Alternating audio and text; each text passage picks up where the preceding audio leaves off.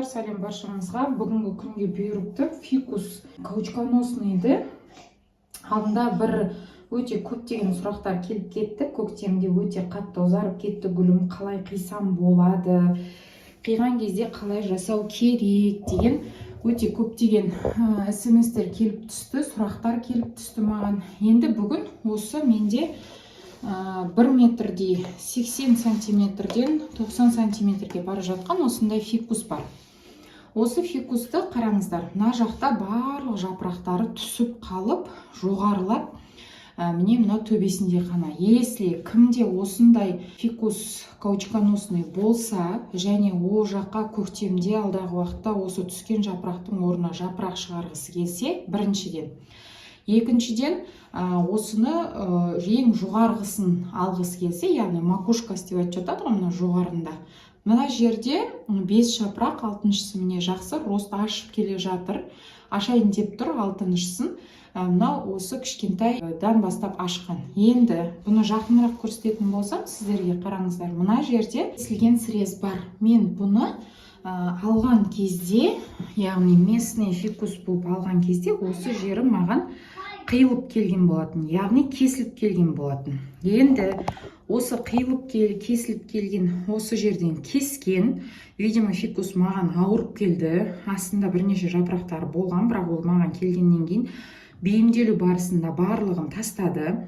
Осы жерден кескен фикусты ауырып, бұл 1,70 сантиметр болып қалды. Содан кейін осы кескен жерінде, осындай жерде осы үлкен жапырақты таяқшасын шығарып тұр. Енді қорықпай ғана фикусты осылай кесе берсеңіздер болады. Осындай тема қызықты болса және гүлдеріңізде проблемаларыңыз, шешкілеріңіз келсе, тағы да басқа көптеген пайдалы ақпараттар алғыларыңыз келсе, менің каналыма тіркеліп, қоңырау белгісін басып алыңыздар. Осы видео барысында түсініксіз болған жағдайларды комментарийға барлығын жазасыздар, сұрақтарыңыз болса қоясыздар. Мен сразу момент сіздерге жауап беремін. Оны жауап беріп жүрген кісілердің барлығы біледі. Енді қараңыздар, мына бұтағында жасыл, міне мынадан ары қарай қоңыр. Неге? Мен барлық видеомда айтып жүрмін, фикуста қайшыларыңызды алдын ала спиртпен, тағы да өзіңіздің залалсыздандыратын бұйымдарыңызбен обработка жасап алыңыздар, яғни сүртіп, ешқандай зиян тимейтіндей.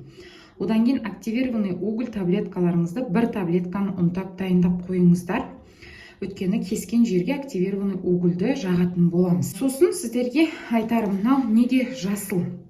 Бұл молодой деген сөз, яғни болған 1 жыл болған жоқ шыққанына. Молодой болып есептеледі, яғни жас. Мына жағы уже кәртеңкіреген. Енді қазір мен видеоны қатты жақындатам. Бұл жерде қай жерде бүртік ашуға болады, қалай қиюға болады, барлығын сіздерге досконально көрсететін боламын. Мына менде технический срез, соның несі, қиындысы, яғни абайсызда қиылып кеткен. Осылай фикус жақсы өсіп, таза әрі әдемі бойын тіктеп алсын десеңіздер, жапырақтары осылай жылтырап, әрқашан сүртіп тазалап отыру керексіздер, біріншіден. Екіншіден неге жақындаттым? Тамыры әдемі ростта келе жатыр. Жаңа қиылған деген көрсеткен сіздерге срез мынау. Енді астында бұның мұқият қарасаңыздар видеоны, мына жерде бір жапырақ болу керек. Мына екі ортада, әрбір мына жерде кольцо көріп тұрсыздар ма? Мына ақ сызықты.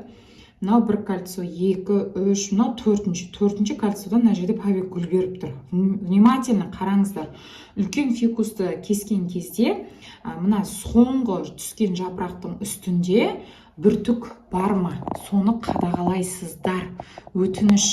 Егер ол бүртік нерабочий болса, яғни мысалы мыналардағы бүртік сияқылды, мына жерде, мысалы міне гүлді бүйтіп көтеріп көрсететін болсам сіздерге, мына жерде бүртік жоқ, уже мертвый.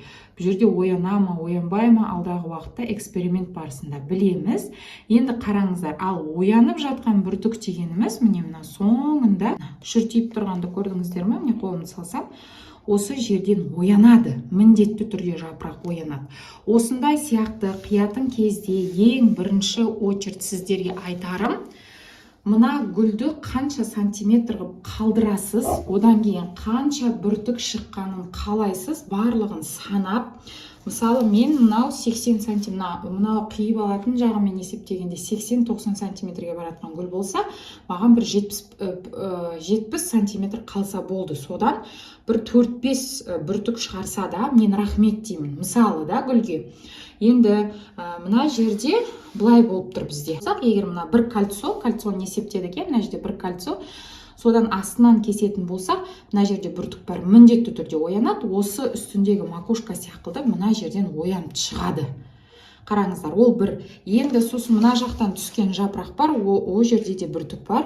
Сосын мына екі астындағы мына екі түскен жапырақта мүлде бүртік жоқ. Бұл жерден ояна ма, оянбай ма? Мына 1, 2, 3 қатты коричневый болған тұста жоқ. Осындай түс егер болатын болса гүлдеріңізде, тура менікіндей жасаңыздар деп айтпаймын, бірақ бақылап көріңіздер.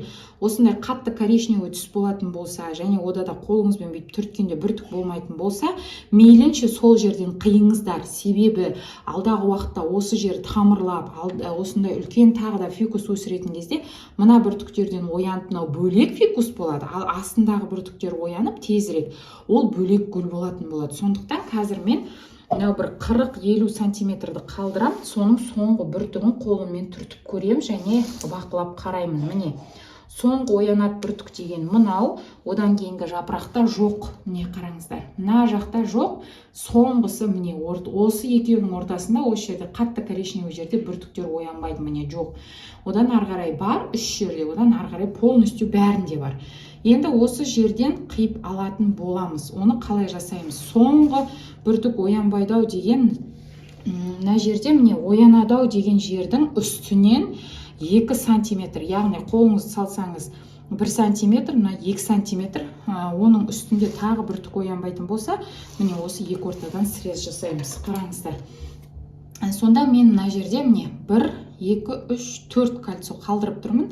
5, 6 да жоқ қой, шығармайды бүртік. Мына 7-шінде міне осылай шығарады деген үмітпен жасап тұрмын. Осы жерден осының үстіне 2 сантиметр жоғары болса, уже кольцо кетеді. Кольцоның үстінен 1 сантиметр қиятын боламыз.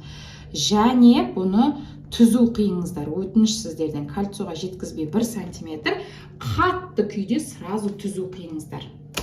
Міне. Гүлді ешқандай қинамай, ешқандай істемей түзу қиып алдыңыздар, және сок бөлініп жатыр. Сок бөлінеді, өйткені бұл рабочий гүл. Міне, осы қалпында қалады, міне. Аппақ сок бөлініп жатыр, және мына жақтан да ақ сок бөлініп жатыр. Енді қазір мынаны мен ары қарай сіздерге қалай жасап, қандай суға салатынымды көрсететін боламын. Алдағы уақытта тамырлады, тамырлаған жоқ, қалай отырғызамыз, осының бәрін подробный көрсетем. Мына гүлдің де бүртігі қалай ашылды, қалай болды, барлығын көрсететін боламын. Қазір мына жерде срез тұр ғой, мына ақ. Сол жерге ешқандай инфекция, бактерия, вирус түсіп кетпес үшін міне активированный уголь, белсендірілген көмір, осыны ұнтап алдым. Енді жайлап қиямын. Міне ұнтатылып тұр. Осы ұнтақты мына жерде судың үстіне себем былай. Міне қараңыздар. Қорықпай, толық бетін жабатындай себе беріңіздер. Міне. Қалғаны осы топырағына төгіледі. Міне осылай жауып қоясыздар. Бұл дегеніміз артық ешқандай ауру жұқтырмас үшін. Гүл өзін ары қарай жақсы сезініп кетуі үшін. Болды. Бұл осылай тұрады. Енді бұл гүлді қай жерден алдыңыз, апарып орнына қоясыз. Бар болған осы. Мамочкасына жасалатын жағдай осы. Енді алынған атросканы қалай тамырлатамыз, не істейміз? 1 литрлік банкі, 1 литрлікке жетпейтін кішкентай банк алсаңыздар да болады. Енді менде мөлшермен шаққанда 1 литрге осылай батып тұратындай банкі. Енді одан кейін жаңағы ұнтатылған активированный угольдің жартысын саламыз. Болды, осындай жарты ғана жарайды 1 литрге, болмаса 1 литрге 1 активированный уголь таблетка салып жіберсеңіздер болады. Енді мен қазір біреу салсам, 1,5 көп болып кетеді, сондықтан жарты салсаңыздар да бола береді. Краннан алып тұндырылған алдын ала баклажка болсын, шыны ыдыс болсын, осылайынан су құясыздар. Активированный угольдің ары қарай еріп дайын бола беруі үшін.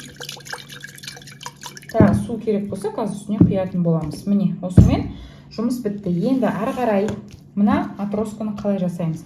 Отроска осы қалпында қалады, еш жерін ешқандай қылып тағы да осылай қимаймыз. Бұл біріншіден. Маған солай керек болып тұр енді, негізі қиюға болады, бірақ осыны қалай подробный екіше қылып қиюға болатын, егер мына жерде жапырақ болатын болса, оны мен видеомда көрсеткен болатынмын. Соңында сіздерге сілтеме ретінде қалдырып өтем, керек болса сол жақтан көрулеріңізге болады. Енді қараңыздар, мынаны никогда отросканы топ-томалақ осы күйінше қалдырмаңыздар. Себебі банкының түбіне мынаны былай суғып саласыздар ғой, сол кезде мына жақтан ауа бармайды да, мынау бүйтіп престеліп тұрады банкіге, міне былай. Сосын бұл шіру процесі пайда болады. Біріншіден, ауа бармағаннан кейін мына жақтан тамыр шығармайды. Екіншіден, сондықтан міндетті түрде бұны қалай жасаймыз деген кезде ары қарай міне мына кольцоға дейін 1 сантиметр, бізде 2 сантиметрдей қалып тұр. Соны мына аламыз да қиғашынан қиямыз. Дөңгелек емес. Міне аласыздар да осылай. Міне қиғаш, яғни 3 бұрыштап. Неге? Міне мына жақта мысалы су, енді қазір сіздерге көрсетем, міне батып тұрған кезде мынау банкының түбі теңіз, осылай батып тұрған кезде міне кеңістік қалу керек. Былай айтқанда, мынау престел банкының түбіне былай тұрмау керек. Осылай қалу керек. Сол үшін именно отроскасын осылайнан қиғаш қиясыздар. Ал ар жақта мамочкасында қиылған дөңгелек ол қалады. Болды, осындай ғана ары қарай тамырлауын күтеміз. Осылай банкілеріңізге салып, мейлінше жарық, міне банкіге қалай батып тұр, көрдіңіздер ғой? Кеңістік, міне көрсетейін. Міне батып тұр, мынау көтеріліп тұр. Көрдіңіздер ме? Мына банкінің үсті ашық, кірген ауа тамыр спокойно тамырлайды және шіруден алшақ болады. Енді қаншалықты су батып тұру керек? Міне, мысалы сіздер қаншалықты тамырлаған қаласаңыздар, соншалықты су құюыңызға болады. Менде мына жерде бір түк ояну дедім. Мына жерде де оянып қалуы мүмкін. Сол үшін мен мына кольцо тұр ғой, мына жерде бөлінген 2 кольцо тұр, мына бөлік. Осы 2 жерінен тамыр шығарса да, енді глубина мына жаққа дейін. Сондықтан мына 3 область қана суға батып тұрса, маған жеткілікті. Сіздер де солай жасасаңыздар болады. Сондықтан кішкене тағы да су құямыз үстіне. Бұл жерден жапырақта ояна береді, шіріп кетпейді, так что уайымдамаңыздар. Сонда жарты литр су құйдық. Міне, ішінде активированный уголь бар. Осыншалықты, міне, жарық жерге, мейлінше күн түсетін жерге апарып қоясыздар. Сосын бұл активированный суды қай уақытта, қанша уақытта алмастырамыз. Біріншіден, бұл активированный су, мысалы мен қазір сенбі күні жасап жатырмын, кешкі уақытта, келесі сенбіге дейін осы активированный угольде тұрады, осы суда. Одан кейінгі сенбіде тамыры енді оянып шығайын деп, сөйтіп келе жатқан кезде қарапайым суға қоясыздар. Яғни мына банкідегі суды активированный угольмен қоса бүтіндей төгіп тастайсыздар, банкіңізді шайып, қайтадан тұндырылған таза су құясыздар. Болмаса қайнатылып, суытылған. Сөйтіп тамырлағанша суын апта сайын алмастырып отырасыздар. Өтініш. Өйткені суын апта сайын алмастырып отырмасаңыздар, мына жақ шіруге бейім болады. Өйткені суға ауа кіріп тұрғандықтан шаң түседі, басқа дүние түседі, ластанады, қоюланады, шіруге бейім болады. Міне, бар болғаны осылайнан 1 фикустан 2 фикус отроскасын дұрыс алу дегеніміз осы. Келесі видеомда кездескенше, және де түсініксіз болған жерлерін комментарийға міндетті түрде жазып отырыңыздар. Сіздер қалай отроска аласыздар, менің методыммен алсаңыздар, алдағы уақытта қандай нәтиже көрсетті, соның барлығын маған жекеге жазып, болмаса WhatsApp-қа шығып, болмаса комментарийға қалдыра берсеңіздер болады. Маған да қызық, менің методыммен сіздер қандай нәтиже көріп жатқандарыңыз. Енді мен маған отзыв қалдырасыздар, көптеген комментарий жазасыздар, шынымен нәтиже көріп жатырмын деп, ол мені қуантады. Келесі видеомда кездескенше қош сау саламатта болыңыздар.